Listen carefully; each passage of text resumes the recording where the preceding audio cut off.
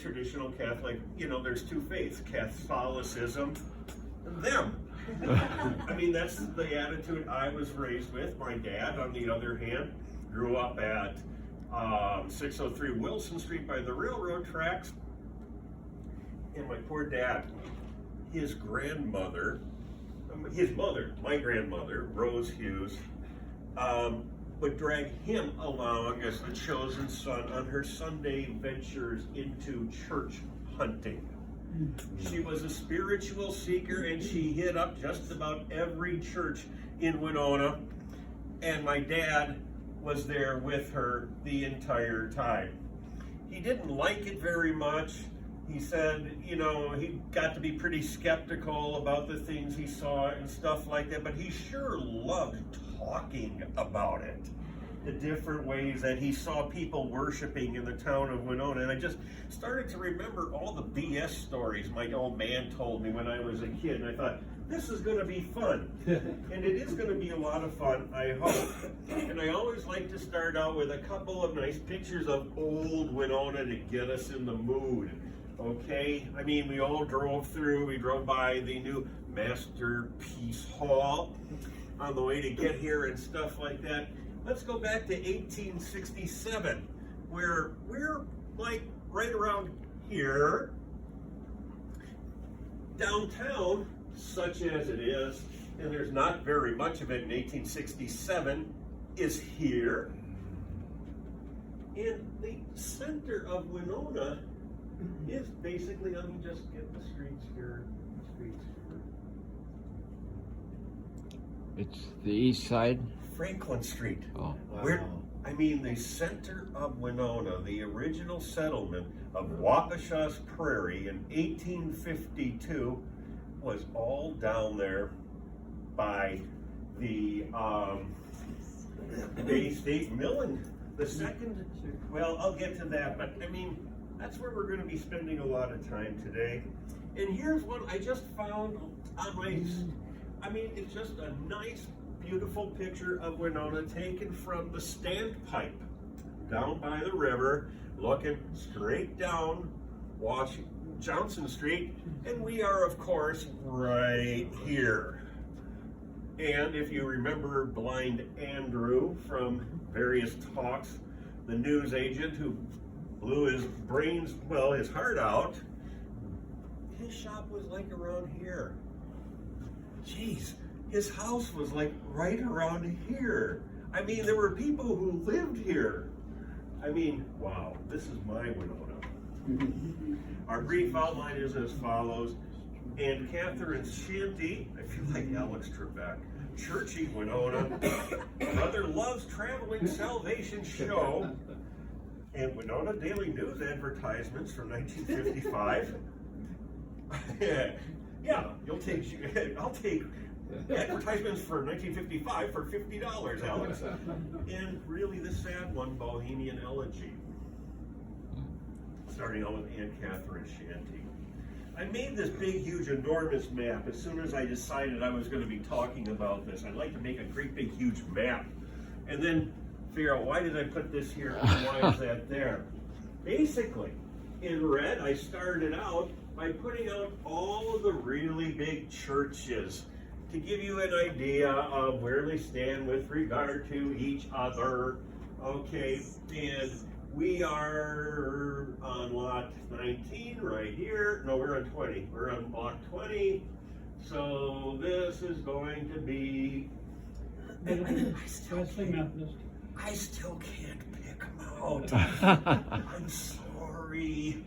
I tried. But you will notice that they're all spread out along Broadway. They didn't all start out on Broadway. They started moving out towards Broadway when they got bigger, a little more prosperous. Some of them wanted to make a statement. I'm glad they did.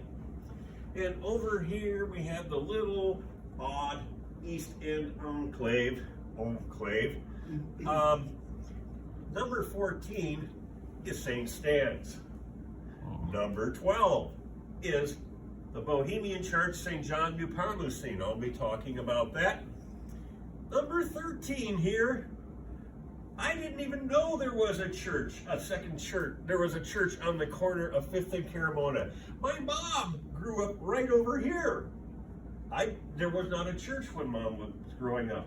This was the Wesley Memorial Church, established in 1879 by the Methodists who wanted to get a footprint on the east end of Winona. Now, is anybody here from the east end of Winona? Okay. Was this really probably an advisable idea to stick a Methodist church right in there, well, next to St. Stan's? It lasted until 1920. But anyway, the churches are all around here because they don't want to be downtown. The downtown churches close down and build bigger out on Broadway.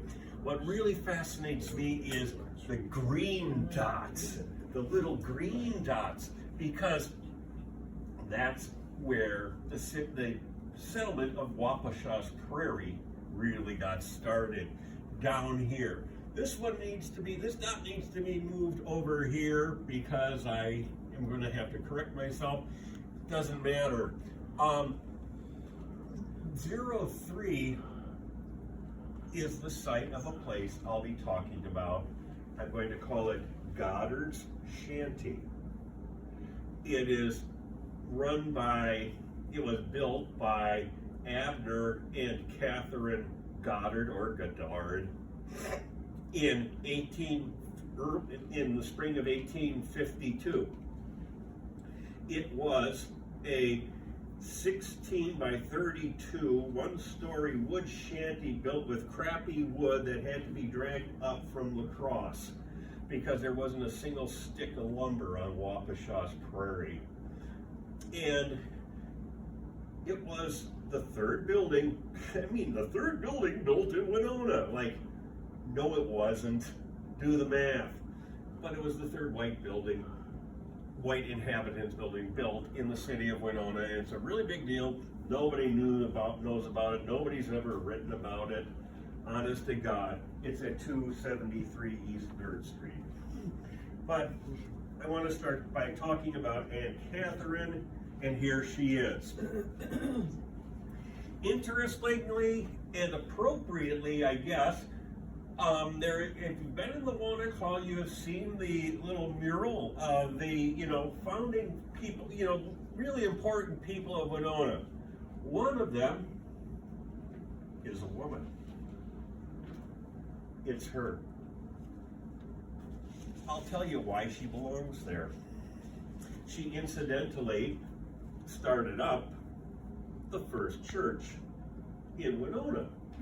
I have this of somebody who wrote a book in 1905, a history of the first Congregationalist, started up the Sundays of 1852. But probably go faster if I just read this stuff instead of making it up on the fly. Catherine and Abner Goddard were from Pennsylvania. They wanted to try their luck on the frontier, and Bethany, Missouri turned out to be a bust. I have been to Bethany, Missouri, and it could never have been anything but a bust.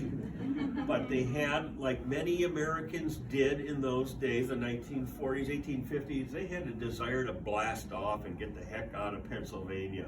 Winona was in part founded by people just like that, who just wanted to get the heck out of wherever. You see, I'm getting off the track again. And they were up-and-comers when they settled in La Crosse, Wisconsin. What happened was Abner S. Goddard, who'd been a justice of the peace back in Pennsylvania before he got bored, started up La Crosse's first school. And Catherine started up a boarding house, because that's how she was wired, apparently. As a matter of fact, Catherine was having such a good time.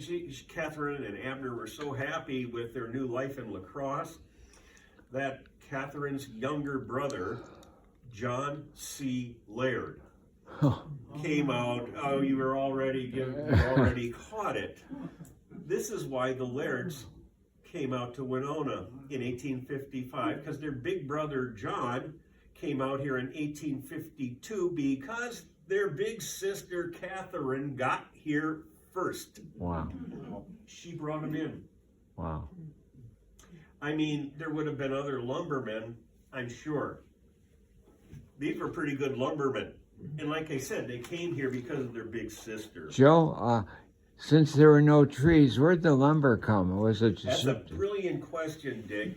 It tips into another digression, which I'm going to just briefly summarize by saying it's typical to say that Winona has always been a lumber town. Lumber town, lumber town, lumber town, because lumbermen kind of did build this town, and I can't argue that. But before there was lumber in Winona, there was wheat. Wheat with a capital W. Wheat pouring in from the prairies of southeastern Minnesota, coming down to Winona. Winona became the 4th largest port, sometimes in the world, sometimes in the United States. Statistics wasn't what it is now. But the problem with the lumber scene was this was going to be a great lumbering town. You could just tell. Boy, the Lairds and the Nordens, they knew a great lumbering town. But there was no lumber anywhere near Winona, Minnesota. They had, there was wood, and there was some fine wood that can be used in crafting houses, but they wanted white pine. White pine was the bomb. Easy to work with, cheap to produce, lasts forever. There was a frontier to build off to the west. These guys knew it was going to need lumber, but the lumber had to come down from the Chippewa region of northern Wisconsin. I don't want to get you off topic, but thank you. Okay. Well, thank you for bringing me back. Okay, the Goddards would have been very welcome to remain in La Crosse. They were the kind of people that these frontier cities are founded on. But they just had the Wandering Jones, and they kept hearing about Wapashaw's Prairie. The white folks were going to be able to start settling Wapashaw Prairie in 1852. And they met a guy, not a major figure in Winona history except for one thing, and he's about to do it. Silas Stevens was a lumberman who had one of the claims on Wapashaw's Prairie. He just didn't want to live on Wapashaw's Prairie. He promised Abner and Catherine Goddard that if they lived on his claim to protect it, he'd give them an acre of land and build them a 16 by 32 foot shanty, 1 story, out of the cheapest lumber, 1 story, 10 feet tall, out of the crappiest lumber they could dredge up in Galena or La Crosse. And bricks were out of the question. Okay, the whole city was built out of wood because the lumber just couldn't ramp up. So the Goddards come up here. May 12, 1852, 4 a.m., they land in a driving rainstorm on the levee. And they immediately report to Silas Stevens's cabin, his shanty, which is number 2 up there, and it's at 62 East Franklin Avenue. Oh, wait, crap. Let's do this.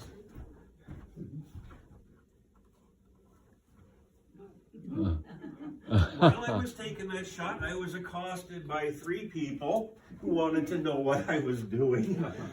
The reality was just too weird to say that there was a plaque on this building in 1939. I remember it clearly. They came here. There was just this little bitty 16 by 8 shanty here. And as soon as the rain stopped, Silas Stevens tore his shanty down and moved it to the site of the Goddards' new shanty at... Where is that? The only record of this occurs in those great big huge ass history books that says it was built at a location near 3rd and Franklin, near the old Davenport House. Old Davenport House. I do so love a rabbit hole. And I find out that the Davenport house is listed in the newspaper as early as 1860, which means it predated the Great Fire of 1862. This sucker has been here since 1860. And underneath it, if you were to dig, you would probably find, I believe implicitly, that you would find, if you found anything, it would be the foundations of Aunt Catherine's shanty. It was like the social center of the Wapashaw's Prairie community. And there were boarders who would stay there, people who worked in, the only job in Winona in 1852 was cutting firewood. It took a lot of firewood to run a village. It took even more firewood to run the steamboats. That's how Orrin Smith first noticed Winona, looking for some place to chop cordwood to feed it into his steamboats, but the wood choppers lived there too. The travelers lived there too. The itinerant ministers lived there too. And in the summer of 1852, when the weather got hot and miasmic, to use a term that they liked back then, people started getting sick. And then that's where the legend of Aunt Catherine began. Because she was not only a wife and mother, keeping her husband and family together, she was not only a boarding house keeper, she was also a healer.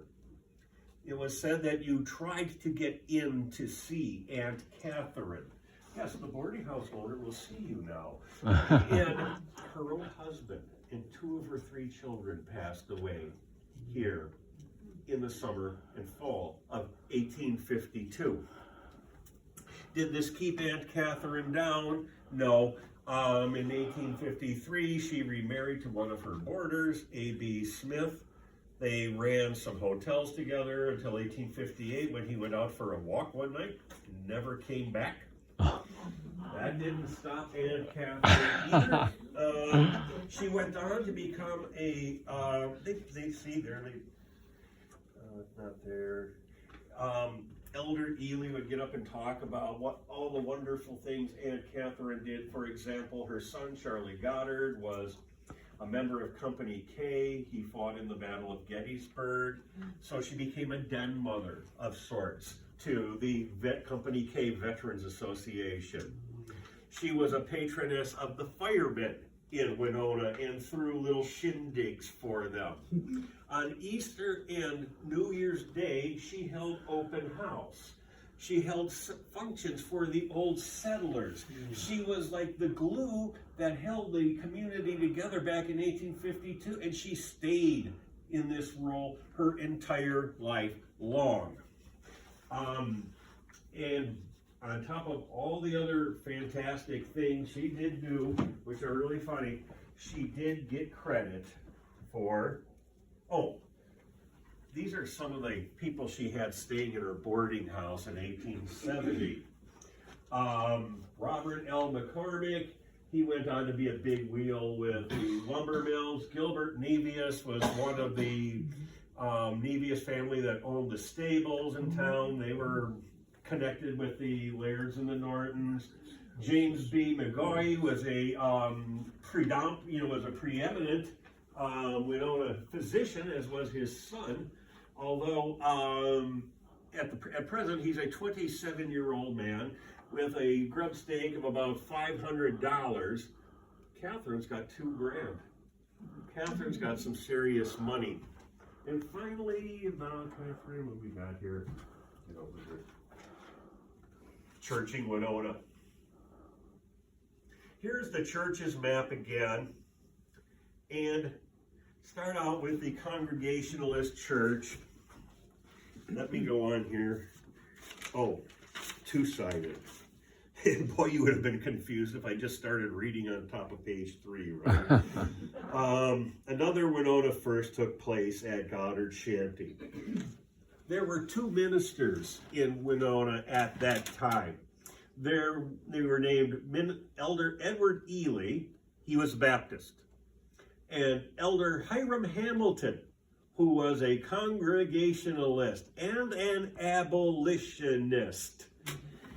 They were both experienced frontier ministers, and that's saying something because frontier ministry is just brutal.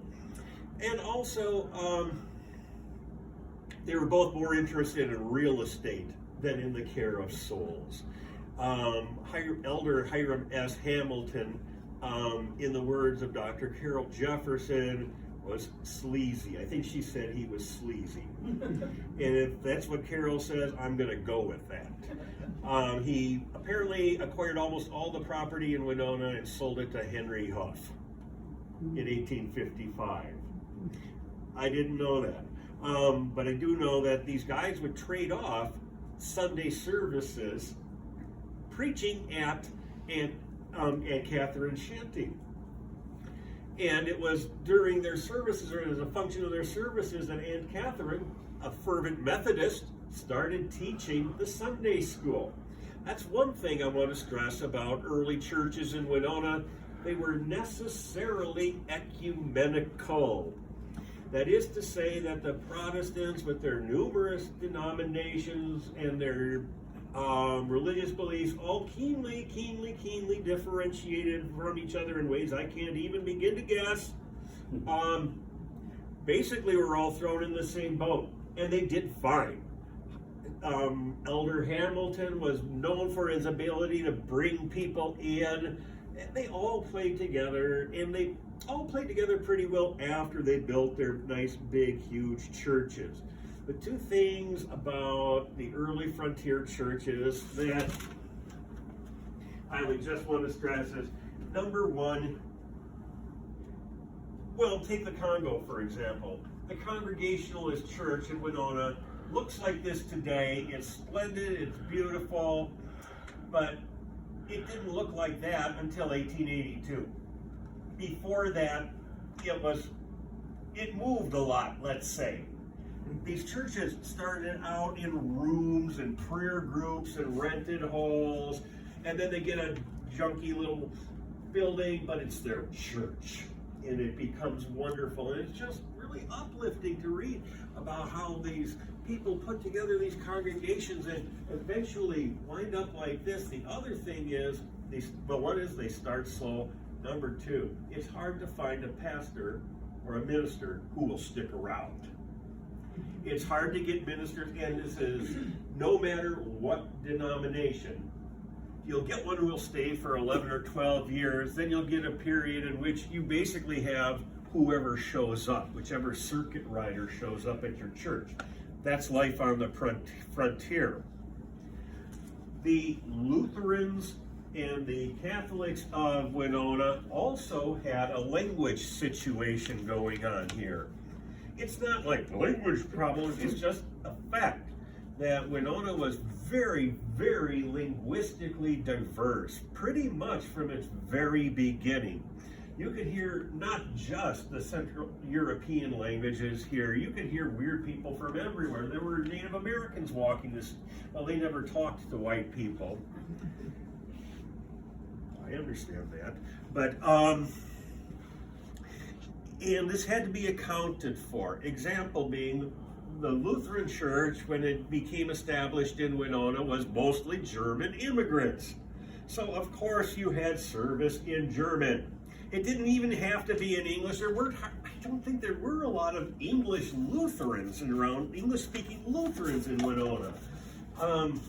But it wasn't very long before the Norwegians came to the area, and they too take their Lutheranism very seriously, and they don't have any problem with the German, but if it's quite all the same, they would like to worship in Norwegian. And that's how we got the Scandinavian Lutheran Church, which is now Central Lutheran. It was most complex, though. Oh, I was going to show you some more pictures that I found. There was a Unitarian church, a wood church designed by Charles Mayberry. The Unitarians pop up on the screen of Winona history, they disappear, they're like Chumbawamba, they get knocked down, but they do get up again. The Unitarian Church was not one of the, what is the next one? There we go, St. Paul's Episcopal, from an 1895 engravings book. I just found they have some of the most beautiful postcards here. But the other thing I want to tell you is that most Winonans did not worship in churches this nice looking. The Catholic churches had a language situation that eventually became a little bit difficult. In 1857, the first let's see how fast I can get through this. 1857, first Catholic church, St. Thomas, Irish Catholic Church, because the priest is Irish. The Mass is always in Latin no matter what, but it matters a lot what language the homily and the singing and the liturgy of word is in. At St. Thomas, it's English. 1862, a German parish is founded, St. Joseph. It is on the corner of 5th and Market Street, where Midtown Grocery is today. And there, the pastor was German. And so the Mass is in Latin, the homily, the liturgy, the singing, the other praying is all in German, which is great if you're German. Less great if you happen to be Bohemian or Polish. You really want your own Bohemian or Polish church. You can deal with it, but it ain't everything it could be. You're missing out on the experience by not having your own, getting to worship in your own language. Yes? Just, the German Presbyterian Church it's now the Winona Arts Center. Oh! And that was a German Presbyterian? Yeah, 1862, yeah. I did some history. Oh, no. That is where I learned to use, the first time I was there, I learned to use this AI program called Midjourney. That place is special to me. Mm-hmm. You're going to see some of my Midjourney junk if you're not careful. But there too is another example of a little church that hasn't been a church for how long? Since the mid-50s. So there is hope. 1950s. Yeah, I just realized I'm still kind of trying to the 50s too. The 1850s. It gives me hope for the churches that just became decommissioned this summer, that something really meaningful and exciting and worthwhile might come. Thank you for sharing that. Actually, something looking forward and peaceful and stuff like that. Well, there's the beautiful St. Paul's Episcopal Church. The Polish and the Bohemians are still stuck worshiping with the Germans. And finally, in 1871, the Polish get their own church, St. Stan's. Okay, and it takes them to 1873 to get it started. The Bohemians have to go to church with the Poles. And they get along. I mean, they didn't intermarry a lot. I know from looking through St. Stan's records, they didn't intermarry a lot. The Bohemians just wanted their own church. And when they do get it, you better watch out for them. They're going to fight for it. You see these two churches here. This is from the 1895 Jones Kroger book. What do you notice, Judy? They look the same. There is a certain sameness that is shared by the other two Catholic churches. And they're the same size. This is going to be a problem. We're going to find out in 1886 the Church of St. John was completed. A block and a half away is St. Stan's with a congregation of 3,000 devout Polish Americans, each of whom has to go to Mass every week on pain of losing their immortal soul. And you got one guy running this. St. Stan's had a real problem that they did not solve until 1895 with the building of the current Basilica of St. Stanislaus Kostka. It was brutal getting that thing built. It was like World War III. You had people fighting out on the streets. You had 500 angry Polish people. marching in 1894 on the jail downtown to bust out a Polish guy who got busted for making a death threat against Pope. And the women were the worst. They were pounding on the rectory and screaming at the nuns to get the hell home to Germany. As a member of Winona's proud Polish community, we put a lot of egg on our faces back in 1893, 1894. I mean, there's really no good way to spin it. And the Bohemians had their act together. It's funny because obviously St. John's has been in the shadow of St. Stan's forever. Father Briza told me a story of when he was a young priest, a young associate over at St. Stan's, and Father Grolkowski, Nietzsche, told him to take some nuns down to the train station. Use my car. Father didn't have a car. He didn't rent a car. So he's driving these 3 nuns down to the Milwaukee Road station, and they go, "Look at that! Look, that's a church. There's a church right by St. Stan's. Father, what's that?" That's St. John's Bohemian Church. Does anybody know what sisters were at? What order of sisters was at St. John's? Because I know it was Notre Dame sisters at St. Stan's. No, just another rabbit hole to jump down.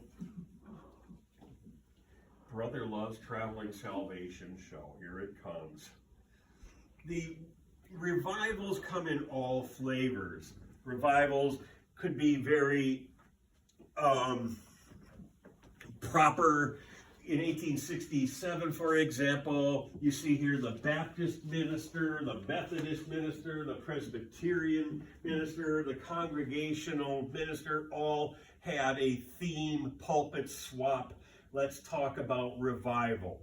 It was a sort of revival to build community spirit, ecumenical spirit among the believing Christians of Winona. And I don't think anybody was running around wrestling with snakes, jumping for joy, or doing anything like that. M.D. Williams was another guy. And this guy had a history. Holy crap. He made it to the Kansas State Legislature. And when he rolled into town in 1893, he made an announcement that basically business ought to stop in this town because I'm conducting a revival here. And the normal school really needs to shut down because these teachers really need what I have to tell them. And he was going on and on like this when a professor from the normal school showed up and said, "What's that all about?" I mean, this is an example of an evangelist who came in. The way he worked was he would save your soul. And let's see, how many did he save? Oh, the amount of press these revivals got, I can do it much more easily this way, was just unreal. They took a huge street team. They needed musicians and ushers and prayer group leaders, and they reviewed the sermons. They took head counts. This guy here is known for short and pointed sermons with good music. There were even German revivals. Reverend J.L. Laird did a revival in 1896 that went so well the Germans came back and he had one for all of the German churches. 1911, West End Tent Revival at Baker and Broadway. Popular site for revivals. Now the site of, yep, you guessed it, a Quick Trip. A new revival. There are a lot of revivals. And here they are. The piece de resistance. The Gospel Army. The Gospel Army was founded in St. Paul around 1886. It was an offshoot of the Salvation Army. And for about a year, the Gospel Army was taking over cities like St. Paul, Red Wing, and Winona. The way they're described it, for 4 whole days now, our citizens have been on the tiptoe of expectancy, awaiting the arrival of the gospel army, which is to accomplish such wondrous work in the way of reforming the wicked ones of Red Wing. And now their fondest hopes have vanished, and it seems we are to have none at all. Brother Culp, or Captain Hallelujah Shiner, as he is called in army circles, has departed, probably forevermore, and was compelled to leave his valise behind as security for his hotel bill. So you kind of see where these guys are coming from. And I don't want to be too hateful, because they are also obviously reaching some spiritual seekers. The plan is that you get saved by these people, you can go to your own church and continue being saved. In Red Wing, they got into trouble because they demanded money. They had a silver collection. Apparently, they would take silver coins or pieces of silver. Maybe 30 pieces of silver. I don't know. But in Red Wing, they were told, if you're going to be running a public entertainment, you got to spring for a public entertainment license. Bringing up the question, are you going to make the other churches do that too? Another classical church and state question they couldn't resolve. In Red Wing, kids used to get busted for walking around pretending they were the gospel army. And I only posted this here so you can look at all the columns. Every 3 lines, there is another atrocity or weirdness going on. When Major Fishblack finally got the nerve to just, expose General Thompson, it was all over for the Gospel Army. The Salvation Army came in 1891, and I believe still here today. We'll see. And here again are the 2 Catholic churches of 1894, and now a little bit of advertising. I was trying to find 1955 Winona Centennial advertisements for the churches. Unfortunately, I found one. I'm going to show it to you. Not going to like it, but Abel's Drive-In. And you see here, the current building. This building is still here too. It's 929. This building is right across the street. Abel built that building himself. Abel dropped out of school at age 7 to help support his widowed mother. Ruth's Restaurant, just a year and a half old. I mean, the Varsity Inn at 4th and Johnson Street.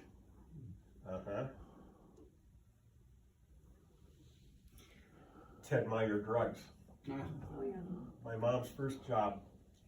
She was a junior at Cathedral when she got this, and she was just she was a Ted Meyer girl. And it says up on the top, Medicino Pro Bono Publica, which is not good Latin. The Merchants Hotel was destroyed around the 1970s. The fascinating thing about the Merchants Hotel is that it was one corner of the old Huff House. When the Winona Hotel was built in 1889, 1890, the old Huff House, which had stood there before, was not destroyed. It was divided into 4 pieces. That was part of the sale. It could not be dragged off and used as a hotel somewhere else, because those things did happen. But this corner was dragged over to 4th and Market Street. And of course, Morgan's Jewelry.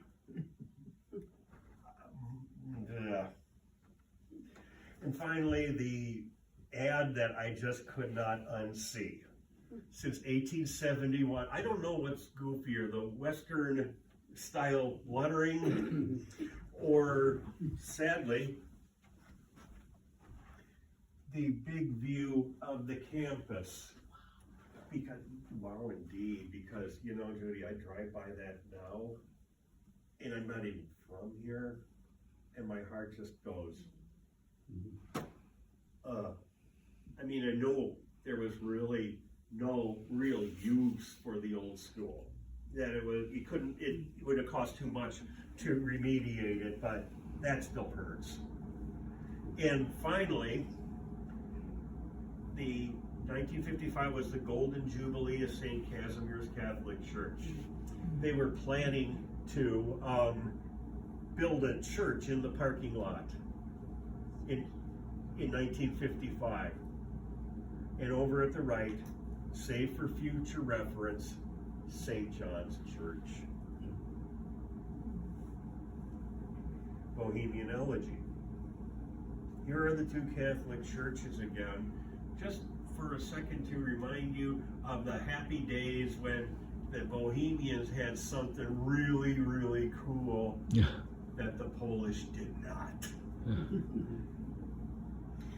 They came from Bohemia, otherwise known as Czechia, around 1857. They were Central Europeans like the Poles. They were Catholic. They were much smaller community. They lived mixed in between with the Polish folks on the East End. There weren't any Bohemians on the West End that I know of. I don't know. A lot of Bohemians and a lot of Polish moved to Trempealeau County, starting in 1862 to form the communities of Pine Creek and Dodge. Over in Trempealeau County, the Poles and the Bohemians assimilated. They intermarried, and the Bohemian families started speaking Polish. In Winona, that did not happen. The Poles and Bohemians got along when they went to go to church together, but the Bohemians really wanted their own church. Bishop England of St. Paul was Bishop Ireland of St. Paul, there you go, and he was an Irishman, was not a big fan of the Mass being offered in foreign languages in his diocese. He wanted everybody to become an American. It was enough problem that he had a German parish and that Polish parish in Winona already. He didn't want a bunch of Bohemians going off in his diocese too. And moreover, the Bohemians, they were poor, they didn't have any money. Didn't matter. The Bohemians formed their dramatic society in 1879, and finally, in 1882, they were permitted to build St. John Nepomucene Church. St. John Nepomucene is I don't know if he is the official saint of Bohemia, but it wouldn't surprise me at all. He lived in the 1300s. He was the confessor to the Queen of Bohemia. The King of Bohemia, bad King Wenceslas, bad King,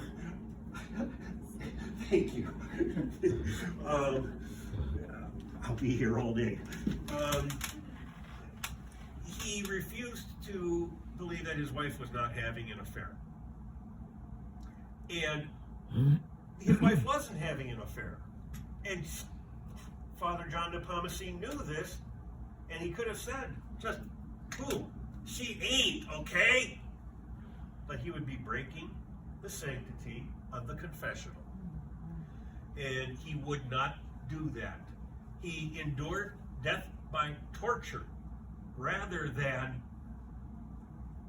confess something that would probably make everything all right, because that was how he rolled. That was who the Bohemians want as their patron of their church. And in 1886, they finally get it. They can't open it up yet because they can't find a Bohemian speaking priest. And it's really sad that for maybe about half of the time of this parish's existence, or less than half now, they had like 4 Bohemian speaking priests total. The parish was always scuffling for money.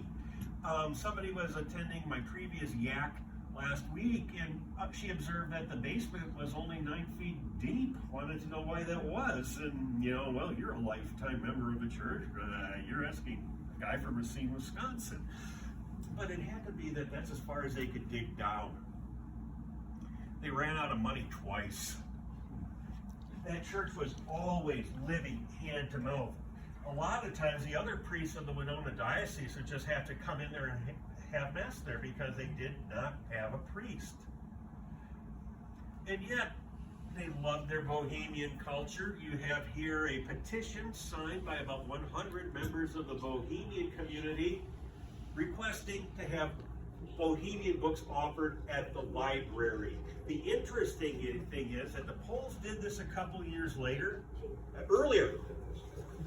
And on the Polish petition, the signers were all men. Look at all the signatures of women here. I don't know what this says, but it ain't very good for the Polish people. But again, a lot of people talk to me, they don't even know that we had a bohemian community here. Yeah, we did. And they need to be remembered. A visitor at my last talk, Steve Radchuk, shared this with me. It is the one surviving artifact from St. John's Golden Jubilee. And it's cardboard. He bought it at an auction, or a yard sale here in Winona years and years ago. But here's the old church, the Holy Name Society, St. Anne, the Altar Society. It's scored and beat up. They didn't even have some wood painted gold or anything like that. They fought so hard and believed so much in their church. It has accomplished so many great things. My final thing to show you, then I'll have a couple seconds for questions. I'm going to close with the very happy memory of Sister Anita Marie. When I posted the bilge about this stuff on Facebook a couple weeks ago, people started remembering Sister Anita Marie. Sister Anita Marie wore flame red sneakers. She would play catch with boys after lunch. She had a fastball that scared people. She wasn't too cool to hop on Tim Schneider's sister's pogo stick and get her picture taken while doing it. She gave nuns a good name. And there she is. I found her last night. Just sifting through the junk again and again and again. Anita Marie is not a common name for a Roman Catholic sister. Nope, no luck. And then I found, my God, that's her. And as scanned from a newspaper in 1965. She looks like she's Notre Dame. Okay, thank you.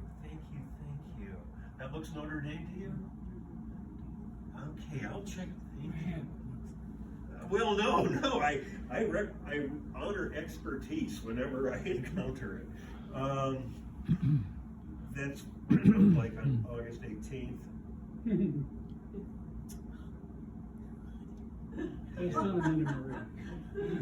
my upcoming gigs. This is where you can see me next. Thanks for putting up with me.